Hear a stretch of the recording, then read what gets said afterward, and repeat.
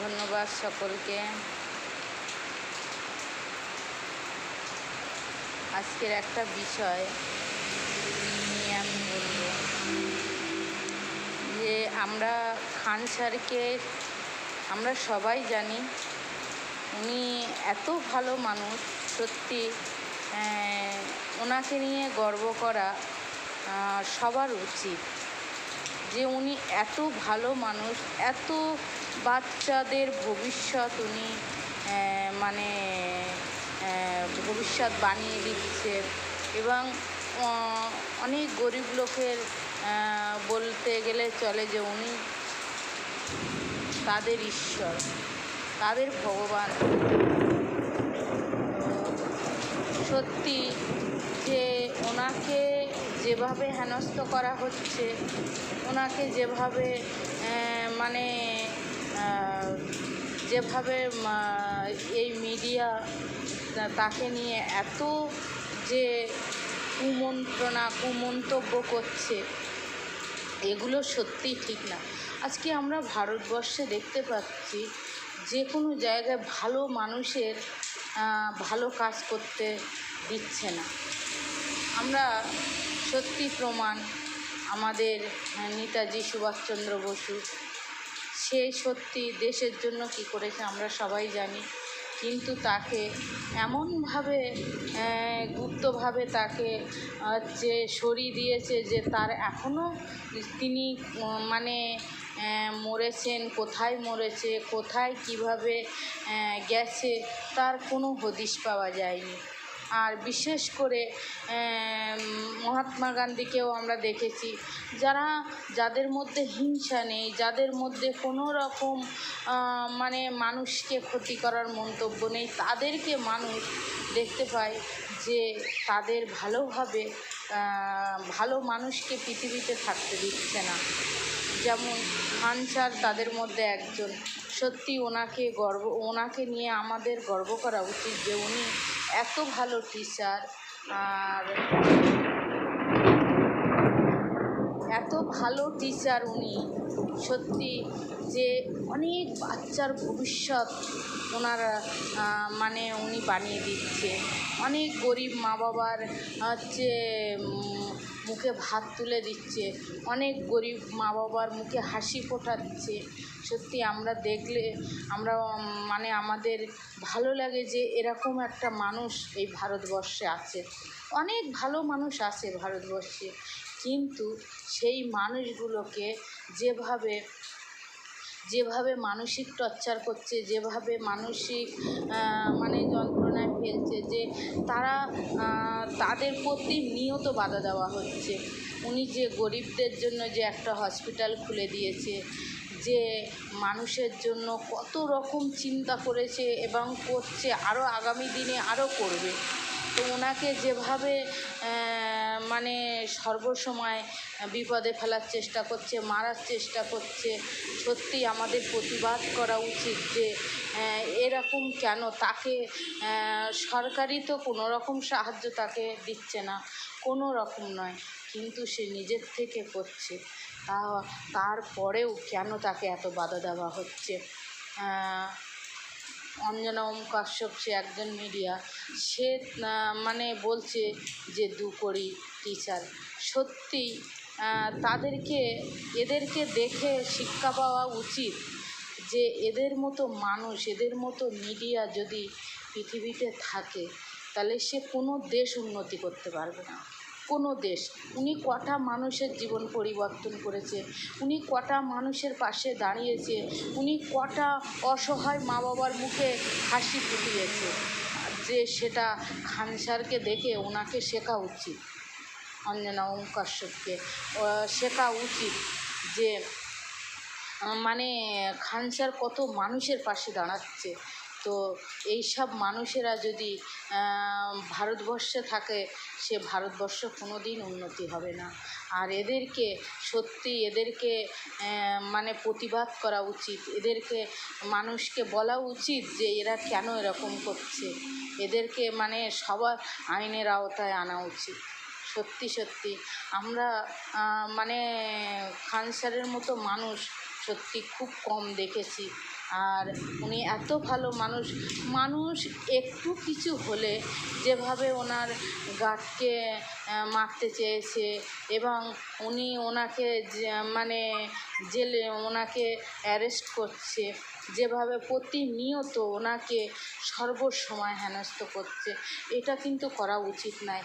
আজকের হিন্দু মুসলমানের অ্যাঙ্গেলটা এমনভাবে দেখাচ্ছে যে সব মুসলমানেই খারাপ, সব মুসলমান খারাপ, কিন্তু না, ভারতবর্ষে যতটা হিন্দুদের অধিকার, যতটা খ্রিস্টানদের অধিকার, যতটা মুসলমানদের অধিকার, সর্বজাতির অধিকার সমানভাবে ভারতবর্ষে রয়েছে।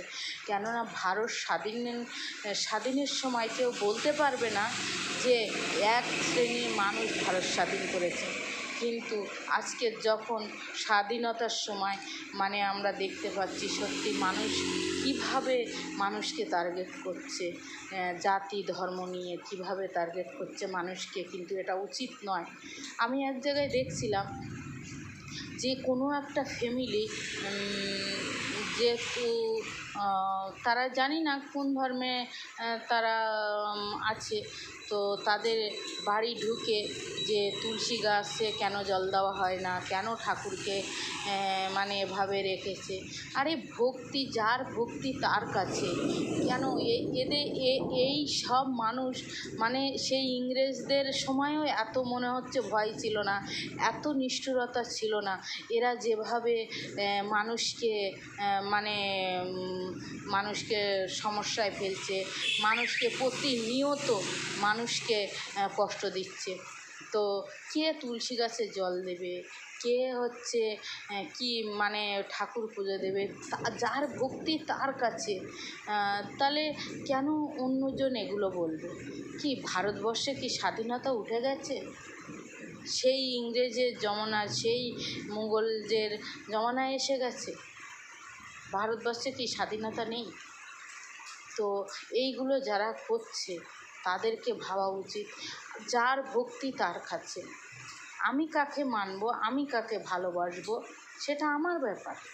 আমি স্বাধীন ভারতবর্ষে আছি, সেটা আমার ব্যাপার। যেমন সত্যি আমি একটা জিনিস ভেবে পাই না যে মানুষ কেন এত হিংস্র, কেন একটা অনেক পরিবারে মা বাবাকে ভাত দিচ্ছে না, মা বাবাকে কষ্ট দিচ্ছে, তারপর ভাই হচ্ছে যুদ্ধ করছে, পাড়া প্রতিবেশীর সাথে যুদ্ধ, সেখানে যেয়ে তোরা মানে তোদের ভালো যে মানসিকতা ভালো কাজ, সেখানে যেয়ে দেখা যে একটা বৃদ্ধ মা বাবাকে কষ্ট দিচ্ছে, সেখানে তাদেরকে সাহায্য করো। যদি ভাই যুদ্ধ করছে, সেখানে যে তাদের মানে একসঙ্গে করো। এটাই তো একতা, এটাই তো প্রেম, এটাই তো ভালোবাসা, এটাই তো দরকার পৃথিবীতে। তাহলে কেন ঠাকুর তুলসী গাছে কে জল দেবে, ঠাকুরকে কে ভক্তি করবে, সেটা তার ব্যাপার।